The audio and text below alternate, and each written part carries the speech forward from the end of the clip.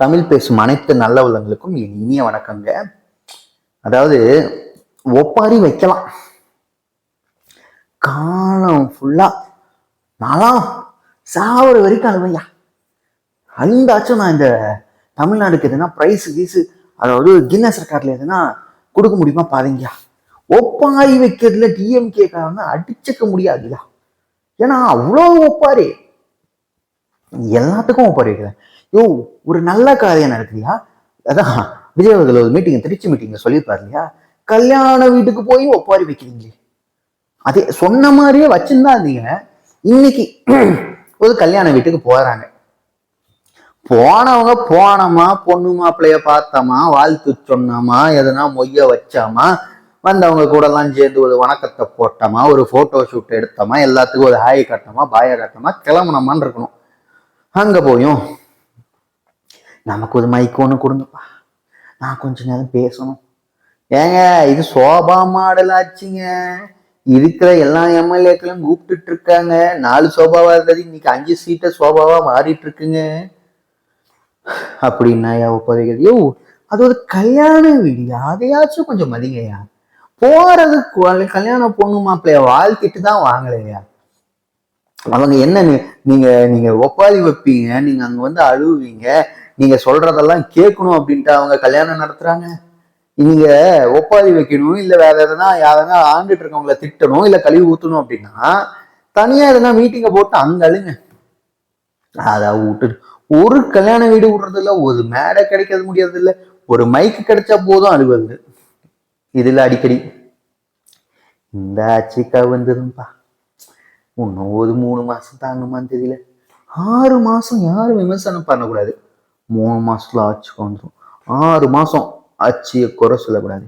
என்னப்பா ஆட்சி நடத்துறீங்க, ஆட்சி நடத்துறது ஒண்ணும் தெரியல. யோ ஒண்ணு ஒழுங்கா பேசுயா. ஸ்கிரிப்ட் எழுதி தராங்கன்றதுக்காக யாரோ ஒருத்தங்க எழுதி தரதான் நீங்க பேசுறீங்க தெரியுது. எழுதி தராங்கன்றதுக்காக இப்படி ஒரு பேச்சு, இப்படி ஒரு பேச்சு, உடனே திரும்பி இப்படி ஒண்ணுன்னா அது எந்த கணக்குல நீங்க எல்லாம் பேசுறீங்க? இந்த கனிமொழி அவர்கள் இன்னைக்கு சொல்றாங்க, தமிழ்நாட்டுல ரொம்ப பாலியல் தொல்லையெல்லாம் அதிகமாயிடுச்சு, சட்டம் ஒழுங்கு ரொம்ப சீர்கேட்டு போயிருக்கு. எனக்கு ஒரு சந்தேகம், உடனே நான் விஜய்க்கு ஜால்ரா அடிக்கிறேன்லாம் சொல்லாதீங்க, நான் இருக்கதை நான் கேட்கறேன். கடந்த ஆட்சியில பாலியல் வன்கொடுமையோ இல்ல பாலியல் தொல்லையோ இல்லையா? நான் முட்டெல்லாம் கொடுக்கல, நான் சீரியஸா கேட்கிறேன். நடந்துச்சு இல்ல? நீங்க வந்து ஒரு எம்பி, சாதகமா பேச வேண்டியது தானே, பாதிக்கப்பட்டவங்களுக்கு சாதகமா பேச வேண்டியது தானே. அப்ப வந்து உங்களுக்கு வந்து யாரு பக்கத்துலயே செத்து கிடந்தாலும் கண்டுக்க மாட்டீங்க. இப்பெல்லாம் எங்கன்னா ஒரு பிரச்சனை நடக்கவே கூடாதுன்னு இருந்தாலும் ஐயோ நடந்துருச்சுன்னு ஒப்பாரி. இல்ல நிஜமா சட்டம் ஒழுங்கு சீர்கெட்டு போயிருக்கு. சீர்கெடுத்துட்டதே உங்க டீம் தான். எல்லா பிரச்சனையும் கொண்டு வந்தது உங்க டீம்.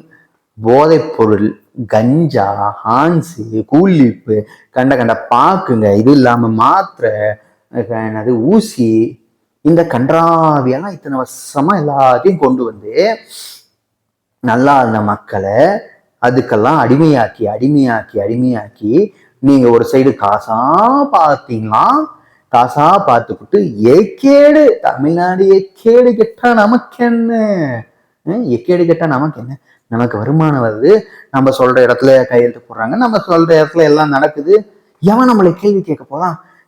ஏன்னா எதிர்கட்சி யாரும் கிடையாது. அதான் எதிர்கட்சியா இருந்த எடப்பாடியோ யாரும் கண்டுக்கல. அவர் வந்து பாத்தீங்கன்னா கேள்வியும் கேட்க மாட்டாது, எதுவும் சும்மா பேருக்கு 2 வார்த்தை எப்பனா பேசுவாரு, எல்லாம் நம்ம பாத்துக்கல அப்படின்ட்டு போயிடுவாரு.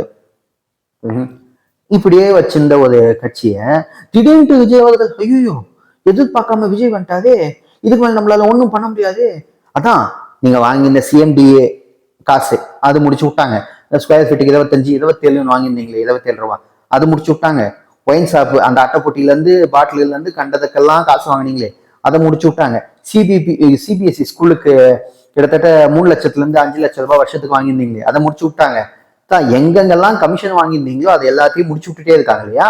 சோ அந்த மாதிரி இதெல்லாம் ஆகிறதுனால உங்களுக்கு எல்லாம் எரியுது, எரியுது. ஐயோ இவங்க வேலை வந்துட்டாங்களே, நமக்கெல்லாம் காசுக்கெல்லாம் ஆப்பிடுறாங்களே, நம்ம எங்கடா போறது காசுக்கு, இதுக்கு மேல எப்படா நம்ம வருமானம் தீட்டுறது. யோ, நீங்கெல்லாம் இன்னும் 10-20 தலைமுறைக்கு, 10-20 10-15 தலைமுறை, 20-30 தலைமுறைக்கு எல்லாத்தையும் சேர்த்து வச்சுக்கிட்டீங்க. சேர்த்து வச்சுட்டுமே உங்களுக்கு எல்லாம் வந்து காசு வந்து பத்த மாட்டேங்குது. இன்னும் எப்படிதான் அடிக்கலாம், எவ்வளவுதான் இன்னும் கொள்ளடிக்கலாம், எப்படின்னா ஆட்சிக்குள்ள தூரம் எல்லாத்தையும் திரும்பி பழையபடி மாத்திரம் அப்படின்ட்டு உட்காந்துருக்கீங்க. மாற்றம் மாற்றம் நீங்க நீங்க பண்ணி வச்சு இந்த குப்பையெல்லாம் அல்றதுக்கே பல நாள் ஆகும். ஆனா அந்த குப்பையுமே இப்பதான் ஒரு 33-34 நாள்ல முடிஞ்ச அளவுக்கு அள்ளினேக்குதாங்க. 37 நாள் ஆகுதாட்டுங்குது, அள்ளினேக்குதாங்க. அள்ளட்டும், அந்த குப்பையெல்லாம் முழுசா அள்ள விடுங்களேன். அல்றதுக்குள்ளேயே ஐயோ நாத்தடிக்குது, ஐயோ நாத்தடிக்குது. ஏதோ குப்பை கொட்டினது நீங்க, குப்பையும் கொட்டி புட்டு நாத்தமும் அடிக்குதுன்னா என்னையா, குப்பையை அல்றதுக்கு கொஞ்சம் டைம் தாங்கய்யா. டைம் எல்லாம் கொடுக்க மாட்டாங்க, உடனே உடனே இப்படியே என்னது இந்த மேஜிக் எதுனா பண்ணி அந்த குப்பையெல்லாம் மாத்திடு, சட்டம் ஒழுங்கெல்லாம் சீர்கெட்டு போயிருக்கு. சீர்கெட்டு எல்லாத்தையும் ஆஸ்தி பண்ணது நீங்க, ஆனா கேள்வி கேட்கறது அங்க. சரி சந்தோஷம், கேள்வி கேளுங்க, ஆனா மனசாட்சியோட கொஞ்சமாச்சும் வாழுங்க. சரிங்களா? ரஜினி அவர்களோட ஒய்ஃபு, நான் தான் அரசியலுக்கு வரல, என் பொண்டாட்டிவாச்சும் விட்டு 4 கேள்வி கேட்க விடுறீங்க அப்படின்ட்டு இத்தனை நாளால் அந்த அம்மா என்ன ஆனாங்களே தெரியல. யாருக்கும் கண்ணுக்கு படாம அந்த அம்மா பாட்டுக்கு போயிட்டு வந்திருந்தாங்க. திடீர்னு ஒரு வாரத்துக்கு முன்னாடி நானும் ஏதோ ஒன்று ஆரம்பிக்குதான்ட்டு ஏதோ ஒரு சின்னதாக ஒரு அமைப்பு மாதிரி ஆரம்பிச்சுட்டு திடீர்னு அந்த சேனலுக்கு இந்த சேனலுக்குலாம் இன்டர்வியூ தராங்க. திடீர்னு சட்டம் ஒழுங்கு ரொம்ப மோசமா இருக்குங்க, 5 வருஷம் நான் வேற கோமால இருந்தேன், எனக்கு ஒண்ணுமே தெரியலங்க அப்படின்ற மாதிரி பேசிட்டு இருக்காங்க. எப்படி அவங்களுக்கு இத்தனை வருஷம் இத்தனை நாள் நடந்ததெல்லாம் ஒண்ணுமே தெரியல, ஒண்ணுமே கண்ணுக்கு தெரியல. ரஜினிக்கு திடீர்னு கோவம் வருமே, ரஜினி அவர்களுக்கு என்னப்பா இது, கரூர்ல இத்தனை பேர் சுத்திருக்காங்க, அவருக்கு அந்த மாதிரி டைம்ல தான் கோவம் வரும். கள்ளக்குறிச்சிக்கெல்லாம் கோவம்லாம் வராது, ஏன்னா அதெல்லாம் வந்து சட்டம் ஒழுங்கு பிரச்சனை இல்லை இல்லையா. அப்ப வந்து திமுக ஆளல் இல்லையா, யாரோ அந்த டைம்ல எல்லாம் வந்து சொல்லியிருக்காங்க, என்ன நடந்தாலும் திமுக எல்லாம் தப்பே பண்ண கிடையாதுப்பா, அவங்களாம் பியூர் கட்சிப்பா அப்படின்ட்டு ரஜினி அவர்கள்கிட்டையும் ரஜினி அவர்களோட மனைவி அவர்கள்கிட்டயும் சொல்லிட்டு போயிட்டு இருக்காங்க யாரோ. அதனால அவங்களாம் கண்டுக்கவே மாட்டாங்க. திடீர்னு இப்ப ஞான உதயம் வந்துருச்சு, ஐயோ கட்சியில என்னப்பா நடக்குது, தமிழ்நாடு என்னப்பா அழியுது, தமிழ்நாடு என்னப்பா நாசமா போகுது, எப்படிப்பா இதெல்லாம், அப்படிப்பா இதெல்லாம். கேள்வி கேட்கறதுக்கு நேரம், உங்களோட நேரம், அதை எப்படி தெரியுமா சொல்லுவாங்க, உன் நேரம் நீ கேளு அப்படின்ற மாதிரிதான். சரி, நீங்க கேட்கறதெல்லாம் தப்பு இல்லை, இதுக்கு முன்னாடி ஏன் கேட்கலான்ட்டு நான் கேட்கறேன், அதுக்கு உங்ககிட்ட பதிலும் இல்லை, பதில் சொல்ல முடியாது உங்களால. அப்புறம் இன்னைக்கு விஜயபாஸ்கர், அதை நேத்தே விஜயபாஸ்கர் அவர்கள் ராஜினாமா பண்ணிட்டாரு. பண்ணிட்டு மேக்சிமம் அவங்களோட தொண்டர்களோட ஆசைகள் எல்லாமே வந்து பாத்தீங்கன்னா டிவிகேல வந்து ஜாயின் பண்ண சொல்லிட்டு இருக்காங்க. டிவிகேல ஜாயின் பண்ணணும் அப்படின்ற மாதிரி சொல்லிட்டு இருக்காங்க. இதுல வேற விஜயபாஸ்கர் அவர்கள் 22ஆம் தேதி சிஎம் விஜயோட பர்த்டே அன்னைக்கு அவர்கிட்ட டைம் கேட்டிருக்காராம், அன்னைக்கு போய் ஜாயின் பண்ற மாதிரி ஒரு பேச்சு வந்து சொல்லிட்டு இருக்காங்க. ஸோ அப்படி நடந்துச்சு அப்படின்னா கிட்டத்தட்ட ஒரு 6 தொகுதிக்கு இடைத்தேர்தல் வரும். 6 தொகுதிக்கு இடைத்தேர்தல் வரும்போது சப்போஸ் அதுல ஒன்று 4 டிவிக்கு வின் பண்ணுச்சு அப்படின்ற பட்சத்தில் இன்னும் கொஞ்சம் டிவிகேக்கு இன்னும் கொஞ்சம் ஸ்ட்ராங் ஆகும். ஏன்னா மக்களோட விருப்பமும் அதுதான். ஏன்னா இவங்க பிளான் அப் பண்ணி ஆட்சியை கவுக்கணும்ட்டு 6 monthsல பிளான் பண்ணிட்டு இருக்காங்க இல்லையா. அந்த ஆட்சியை கவுக்கிறதுக்கு முன்னாடி எப்பா என்கிட்ட எல்லாமே ஸ்ட்ரென்த் இருக்கு, நான் தனி பெரும்பான்மையா இருக்குனே அப்படின்ட்டு நிரூபிக்கிறதுக்கு தான் இந்த மேட்டர் எல்லாம் ஓடிட்டு இருக்கு. சரிங்களா? இது நடுவுல வேற மகேந்திரன் வேற சோலார் சிஸ்டமா, சோலார் பேனல் அந்த இது சொல்றதுக்கு சோலார் சிஸ்டம்னு சொல்லி அந்த மனுஷனை ஊரே வச்சு செய்யுது. வாய கொஞ்சம் நேரம் இருந்தானா என்னப்பா உனக்கு, ஏன் கரண்ட் இல்லைன்னா நீங்களாம் இருக்க மாட்டீங்களா, அது ஒரு மாதிரி கேட்டா கரண்ட் வந்துருமோ, கொஞ்ச நேரம் சும்மா அதியா, அவன் கரண்ட் இல்லாம படுற அவஸ்தை அவனுக்கு தான் தெரியும். இந்த பதில் ஏத்து ஒழுகுது, அவனுக்கு அவன் பிரச்சனை. கரண்ட் இருந்தே நம்ம சரி ஃபேனை போட்டா பேசுறதுக்கு பிரச்சனை ஆகுமேன்ட்டு நாங்கள் ஃபேனை போடாம உட்காந்துருக்கோம். நேற்றெல்லாம் எங்க ஏரியாவில் ஷட் டவுனு, காலையிலேருந்து சாயங்காலம் வரைக்கும் வெந்துட்டு உட்காந்துருந்தேன். அவனுக்கு அவன் பிரச்சனை அவனுக்கு தான் தெரியும். கரண்ட் இல்லைன்னா அவன் படுற அவஸ்தை, அது இந்த வெயில் காலத்துல.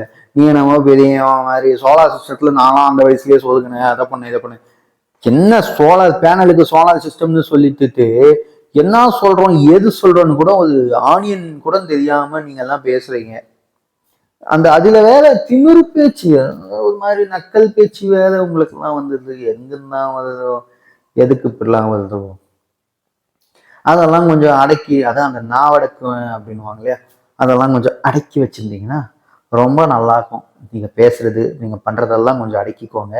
ஏன்னா உங்களுக்கு ஆல்ரெடி படம் வாய்ப்புகள் வரதில்லை, அதுலயே பெரிய பிரச்சனையாகுது. திரும்பி இருக்கிற வாய்ப்பையும், அதான் கிடைக்கிற குட்டி குட்டி வாய்ப்பையும் திரும்பி இங்க எடுத்து உட்காந்துருக்காதீங்க. சரிங்களா? அது வரைக்கும் சந்தோஷம். ஓகே நண்பா, உங்களுக்கு இந்த வீடியோ பிடிச்சிருந்தா ஒரே ஒரு லைக், சப்ஸ்கிரைப் எல்லாம் பண்ணிக்கோங்க. நம்ம அடுத்த வீடியோவில் சந்திப்போம்.